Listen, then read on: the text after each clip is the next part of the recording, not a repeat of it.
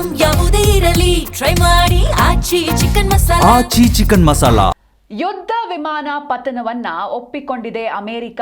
ನಮ್ಮ ವಿಮಾನ ಪತನವಾಗಿದೆ ಅಂತ ಅಮೆರಿಕ ಹೇಳಿದೆ. ಪೆಂಟಗಾನ್ನಿಂದ ಇಮೇಲ್ ಮೂಲಕ ಈ ಒಂದು ಸಂದೇಶ ಸಿಕ್ಕಿದೆ.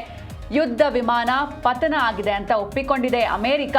2 ಫೈಟರ್ ಜೆಟ್ಗಳನ್ನ ಹೊಡೆದಿದ್ದೇವೆ ಅಂತ ಇರಾನ್ ಕೂಡ ಹೇಳಿತ್ತು. ಆದರೆ ಇದನ್ನ ಮೊದಲಿಗೆ ಅಮೆರಿಕ ಒಪ್ಪಿರಲಿಲ್ಲ. ಆದರೆ ಇದೀಗ ನಮ್ಮ ವಿಮಾನ ಪತನವಾಗಿದೆ ಅಂತ ಅಮೆರಿಕ ಹೇಳ್ತಾ ಇದೆ. ಪೆಂಟಗಾನ್ನಿಂದ ಇಮೇಲ್ ಮೂಲಕ ಈ ರೀತಿ ಸಂದೇಶ ರವಾನೆಯಾಗಿದೆ.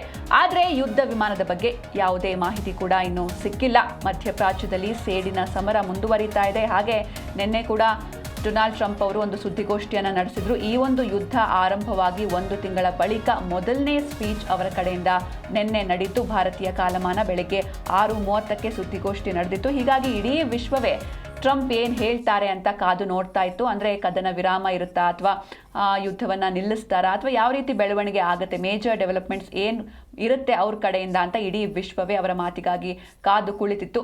ಈ ಒಂದು ಸುದ್ದಿಗೋಷ್ಠಿಯಲ್ಲಿ ಟ್ರಂಪ್ ಕೆಲವೊಂದಿಷ್ಟು ಸ್ಟೇಟ್ಮೆಂಟ್ಸ್ಗಳನ್ನು ನೀಡಿದ್ದಾರೆ. ಅಂದರೆ ಇನ್ನೂ 2-3 ವಾರಗಳಲ್ಲಿ ಇರಾನ್ ಮೇಲೆ ನಾವು ಭಯಾನಕ ದಾಳಿಯನ್ನು ಮಾಡ್ತೇವೆ ಅಂತ ಒಂದು ಎಚ್ಚರಿಕೆಯನ್ನು ಕೊಟ್ಟಿದ್ರು. ಹಾಗೆ ಇಲ್ಲಿವರೆಗೂ ನಮಗೆ ಹೋರ್ಮುಜ್ ಜಲಸಂಧಿ ಓಪನ್ ಮಾಡಬೇಕು ಅಂತ ಹೇಳ್ತಾ ಇದ್ದ ಟ್ರಂಪ್ ಜೊತೆಗೆ ಇದಕ್ಕಾಗಿ ಡೆಡ್ಲೈನ್ ಕೂಡ ನೀಡಿದ್ರು. ಅಂದರೆ ನಾಡಿದ್ದು ಏಪ್ರಿಲ್ 6ನೇ ತಾರೀಕು 8 ಗಂಟೆವರೆಗೂ ಡೆಡ್ಲೈನ್ ಕೊಟ್ಟಿರ್ತಾರೆ. ಇರಾನ್ ಅಷ್ಟರೊಳಗೆ ಹೋರ್ಮುಜ್ ಜಲಸಂಧಿಯನ್ನು ಓಪನ್ ಮಾಡಬೇಕು ಅಂತ ಹೇಳಿದ್ರು. ಆದರೆ ನಿನ್ನೆ ನಡೆದಂತಹ ಸುದ್ದಿಗೋಷ್ಠಿಯಲ್ಲಿ ಇದಕ್ಕೆ ಆಪೋಸಿಟ್ ಆಗಿ ಸ್ಟೇಟ್ಮೆಂಟ್ ನೀಡಿದ್ರು ಡೊನಾಲ್ಡ್ ಟ್ರಂಪ್. ಅಂದರೆ ನಮಗೆ ಹೋರ್ಮುಜ್ ಜಲಸಂಧಿಯ ಅಗತ್ಯ ಅಮೆರಿಕಾಗೆ ಇಲ್ಲ, ಯಾವೆಲ್ಲ ದೇಶಗಳು ಅದನ್ನು ಬಳಸ್ತಾ ಇವೆ ಆ ದೇಶಗಳು ಕುತ್ಕೊಂಡು ಡಿಸೈಡ್ ಮಾಡಲಿ, ಹೇಗೆ ತೆರವು ಮಾಡಬೇಕು ಅಂತ ಡಿಸೈಡ್ ಮಾಡಲಿ ಅಂತ ಹೇಳಿದ್ರು. ಇದಾದ ಬಳಿಕ ನಿನ್ನೆ ಕೂಡ ನಾವು ನೋಡಿದ್ವಿ, ಒಂದು ಇರಾನ್ನ ಪ್ರಮುಖ ಸೇತುವೆ ಮೇಲೆ ಅಮೆರಿಕ ದಾಳಿಯನ್ನು ನಡೆಸಿತ್ತು. ಇದೀಗ ಅದಾದಮೇಲೆ 2 ಫೈಟರ್ ಜೆಟ್ಗಳನ್ನು ಇರಾನ್ ಹೊಡೆದು ಉರುಳಿಸಿದೆ ಅಂತ ಇರಾನ್ ಕಡೆಯಿಂದ ಹೇಳಿದ್ರು. ಆದರೆ ಇದನ್ನು ಅಮೆರಿಕ ಒಪ್ಪಿರಲಿಲ್ಲ. ಇದೀಗ ನಮ್ಮ ವಿಮಾನ ಪತನವಾಗಿದೆ ಅಂತ ಹೇಳಿದೆ ಅಮೆರಿಕ.